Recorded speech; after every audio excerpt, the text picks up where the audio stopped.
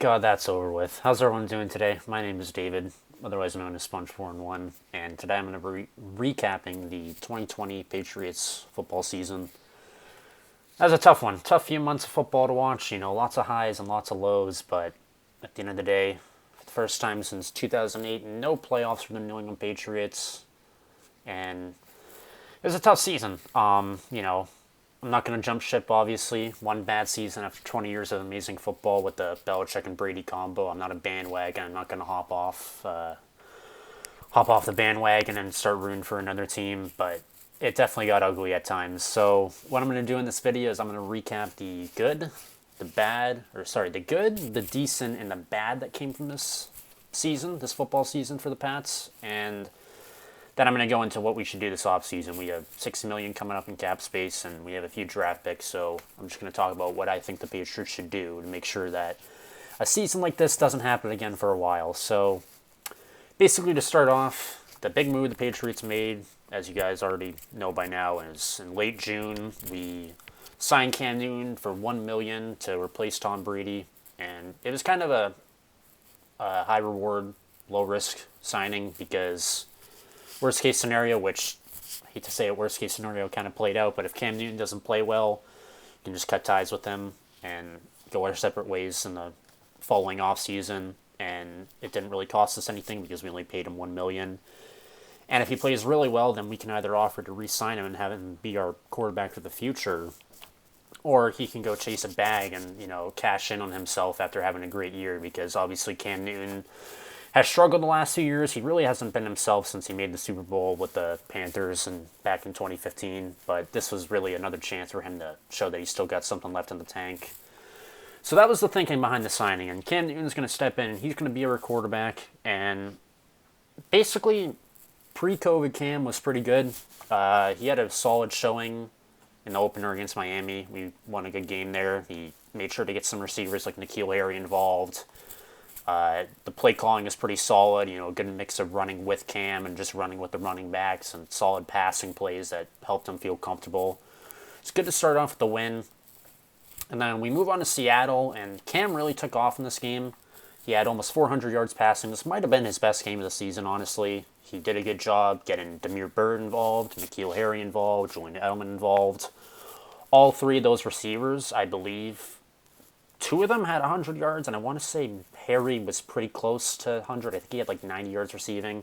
And we lost a pretty big nail-biter there. Cam got stopped at the 1-yard line on the final play, but it was a pretty good loss, and it's early in the season, and the fact that we were able to even really keep up with Seattle is pretty impressive. So for the first two games, New England fans were feeling pretty optimistic, and then we came back home the next week, and Cam did pretty well again. We pulled away in the second half against the Raiders, and we improved to 2-1. It's looking like Cam's just having fun out there. The team's a cohesive bunch. And we're moving on to Kansas City. And I know with Cam or without Cam, we knew it was going to be tough to go into Arrowhead and beat them. I don't think I need to go into too much detail about how good Patrick Mahomes, Tyreek Hill, Travis Kelce, that whole offense is.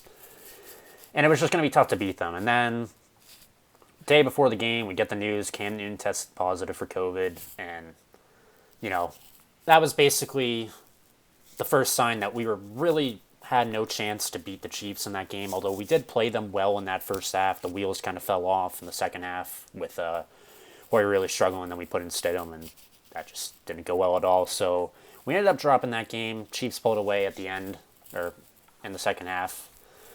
And we're thinking, okay, so we lost to the Chiefs. Everyone expected that, but we're going to get Cam back. We only lost him for one game, so let's just get right back on track. Let's pick up where we left off, and that's just not what happened at all. So Cam, unfortunately, really looked like a different player after COVID. He really looked less and less confident. I don't know if his footwork just became a huge problem, and the wheels just really fell off because we lost the Broncos, a game we probably could have won. Lost the 49ers very badly. Cam Newton ended up getting benched after throwing 3 picks in that game. Another game we could have won. Lost the Bills. Arguably the most frustrating game this season for me as a Patriots fan to watch, because obviously the way it ended with Cam fumbling. And then the wheels just kept on falling off, and we had a little bit of hope when we beat the Jets and the Ravens in back-to-back weeks, and then we just had a terrible loss to the Texans. Then we came back and we had another impressive win over a potential playoff team in the Cardinals. Obviously didn't make it, but they were doing really well at that time. And then we beat the Chargers 45-0. That was probably the most fun game I watched this season. And then, yeah, the wheels just fell off again after that. You know, we get all our hope up. We get blown out by the Rams on Thursday Night Football. We blow a chance to, I guess, play spoiler or keep any of our chances, our playoff chances alive against the Dolphins. We completely just look awful against the Bills.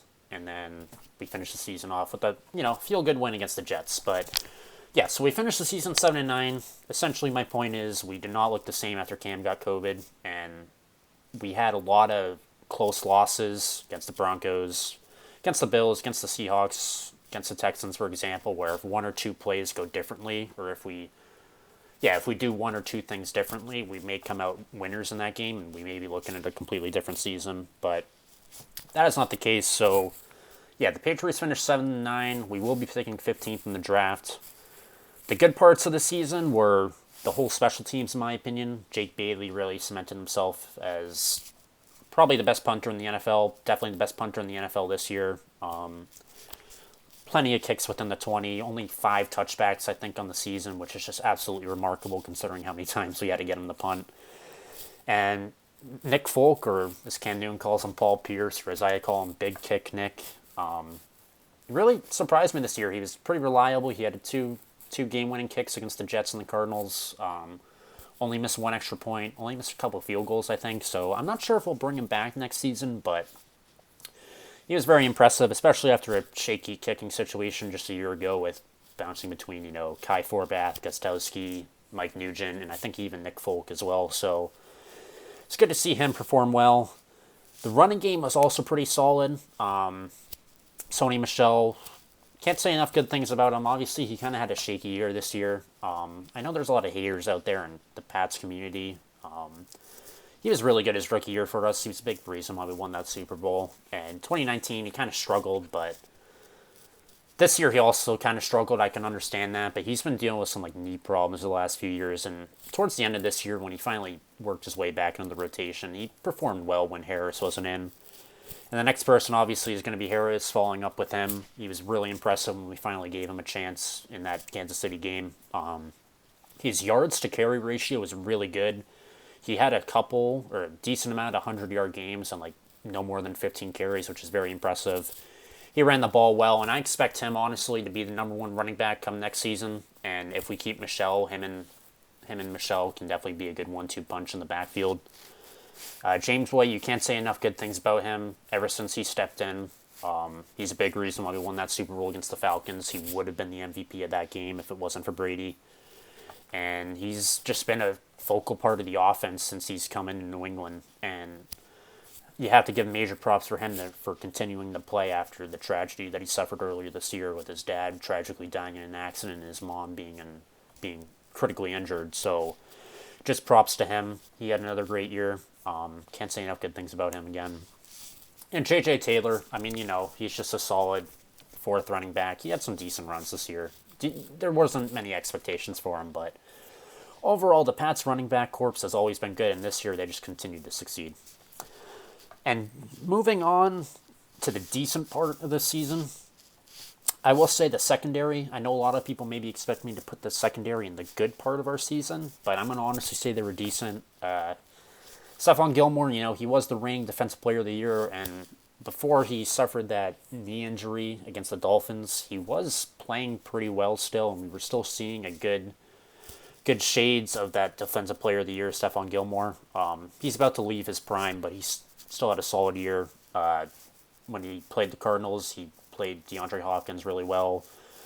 But he did also have some very tough games this year. I don't think I need to talk too much about what happened in Seattle. DK Metcalf really torched him. George Kittle really gave him a hard time when we faced San Francisco as well when he was covering him.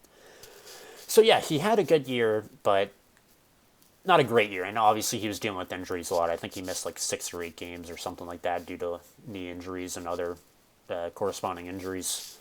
And J.C. Jackson also had a, come out of nowhere year. He's always been a solid player, and he did have 9 interceptions this year, which led the NFL. That was good to see, but I, unlike other Patriots fans, kind of think he was a little overrated this year.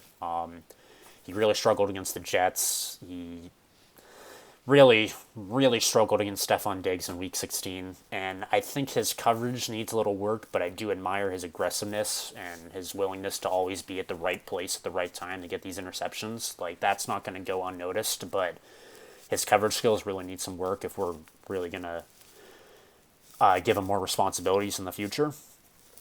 So that's what I think of the secondary. I think it's been good. Also Jason McCourty, Devin McCourty, they're pretty solid as well. Devin McCourty's always been good for us. Jason McCourty, he's a solid corner.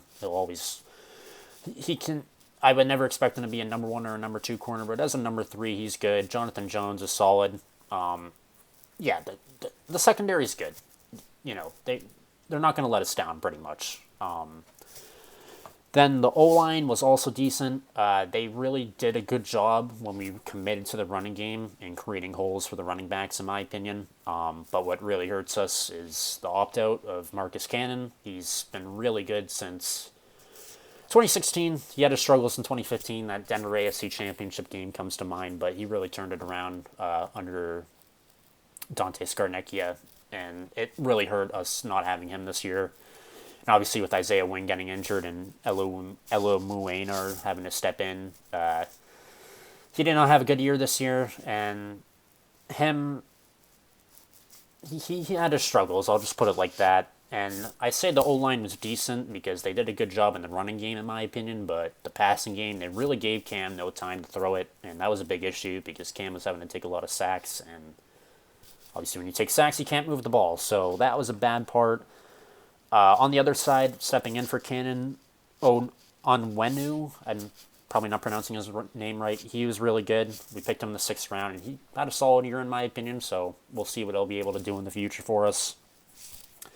Now getting into the bad. So N'Keal Harry was very disappointing this year. After that Seattle game that I talked about earlier, he really fell off. I don't know what happened, but I hate to say it, but he's really just been a bust so far. We picked him with the 1st rounder, and he really hasn't done much for us this year. Last year he struggled, getting Brady's trust. This year, again, that was really only his highlight of the season was the first 2 weeks, even though he made a huge mistake in the Miami game as well. In that first opener, he fumbled it. So the first 2 weeks he was solid, but then he just kind of fell off, and he really struggled to, make a name for himself in the offense. And also just the offense as a whole was not really good this year. We ranked 5th in the run game, but 30th in the passing game, so that's like 29th overall. Just not good. Very disappointing, especially when you have an offensive mastermind and Josh McDaniels as your coordinator. So something needs to change there because we really needed to rely on these short passes and these primarily running plays just to get the ball moving because we had no dynamic players on the offense to, spread the field or open up the field, and we really struggled to have any game-changing plays because when you roll out a lineup of wide receivers of Jacoby Myers, Damiere Byrd, and Gunnar Olszewski having to take reps at wide receiver, it's just you can't expect to move the ball efficiently. You're going to have to improvise. You're going to have to play a little bit small ball. So something needs to change there as well. And I will actually go back for a second and say Jacoby Myers had a really good year. He really took off in that Jets game, Monday Night Football, had 170 yards receiving just about, and since that point, he really had a great year, so I hope to see more of him in the offense next year. He finished with around 700 receiving yards, which is an excellent sophomore year campaign, and yeah, I hope we give him more opportunities again next year because he's going to be a focal point for this offense moving forward, and it seems like he was a good find as an undrafted free agent. So now we're going to move into the offseason. So the Patriots have $60 million in cap space coming up, and we have a few key free agents to talk about. Cam Newton, David Andrews, James White, Joe Thuney, and Lawrence Guy. I'm just going to go over those. There's a few others, but I feel like these are the key free agents, and they're most important in determining whether they will stay or go. So we'll start off with Cam Newton. I think he's as good as gone, in my opinion. There were reports coming out Sunday morning that they were going to part ways, and I don't see any reason for us to bring him back. It's not his fault. He was thrown into a tough situation, not really given much to work with, but he really did struggle, and it's really hard for a quarterback and a team to succeed when your quarterback only throws 8 touchdowns and has 10 interceptions. He just looked lost at times this year. He wasn't really throwing the ball well. We just need more consistency from someone at that position, so I think we'll go in another direction.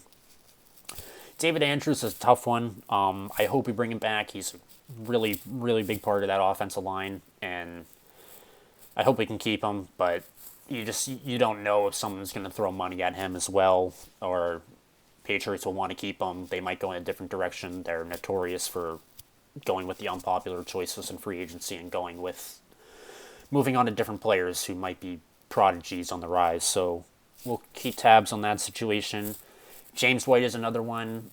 You don't know what he's going to do. Obviously, we love everything he's done for us in New England. He's a big reason why we've won 2 Super Bowls in 2016 and 2018. And going to a third one without his help, we definitely wouldn't have been as successful. So he might go in a different direction. He might go for a team down in Florida like the Dolphins or the Buccaneers to be closer to his family because that's where he's from. And obviously family means so much to him, and it probably means so much to him more now that that tragic accident happened. So he might want to be closer to home at this point in his career. Joe Thuney's another one similar to Andrews, where in my opinion he might chase a bag in free agency and some team's going to offer him a lot of money that he can't refuse. So I wouldn't be 100% keen on having him return. And then Lawrence Guy, excellent part of the defensive line. He's always just a good part of the front seven, and we might move on. He's getting up there in age a little bit, so we might move in a different direction and just go with some younger guys. So it'll be interesting to see what the Patriots do with these free agents. Will we commit some of our $60 million in cap space to making sure some of these guys come back, or will we go in a different direction? We'll just have to find out. So now I'm going to talk about what the Patriots should do at the quarterback position. So there's going to be a lot of names on the market this season. There could be even more than I say right now. Matt Stafford could be a potential trade target. That's just been rumored. He might not have much of a future in Detroit. He might want out. Detroit just might want to move on. Mitch Trubisky is going to be a free agent after the Bears pick up his 5th-year option. That might be someone we could bring in. We could bring back someone like a Jacoby Brissett, who's going to be a free agent in Indianapolis, or Jimmy Garoppolo. There's rumors that the 49ers might cut him because his cap hit is just way too high. Or we could even sign for someone like Andy Dalton, who had a decent year stepping in for Dak Prescott this year in Dallas. He had 14 touchdowns, 8 interceptions, about 2,500 yards. That's pretty good. So these are all options here. I don't know. Stafford trade, I just think that seems unrealistic. The trades that you think make the most sense for the Patriots never seem to work out, so I just don't see it happening. I don't know. Belichick, I don't see this just as a move he would make. It's hard for me to put into words, but as an executive, I just don't see him making this type of move. Mitch Trubisky is an interesting one. I'm honestly for bringing him in. I know a lot of people are probably going to hate me for that, but yes, he has struggled in Chicago. He has not lived up to being the 2nd pick or the 3rd pick that the Bears traded out so many picks for just to get Trubisky, but I feel like he's one of these players where he's shown the signs of promise. I honestly thought he had a pretty good 2018 season with the Bears when they won 12 games and went to the playoffs. I thought he did his job. Obviously, they shouldn't pick Mahomes or Watson, but he had a solid season for them then, and he's still shown parts of greatness, I guess, or shown signs of potential is what I meant to say. So maybe we can bring him in, and I feel like he's someone where Belichick can bring in a player that's broken goods, like he's done in his career, like Corey Dillon, Randy Moss, Martellus Bennett. He's brought in these players where they're kind of broken goods and struggled in their old systems and just made them great again, I guess, in the New England system. And I feel like Mitch Trubisky just kind of fits the New England culture if we want to take a flyer on him. Jacoby Brissett or Jimmy Garoppolo are definitely interesting. Obviously, they're very familiar with the system, and if Garoppolo gets cut, which I don't see happening because when he plays for the 49ers, they're a really solid team, but they might cut him due to how big his cap hit is.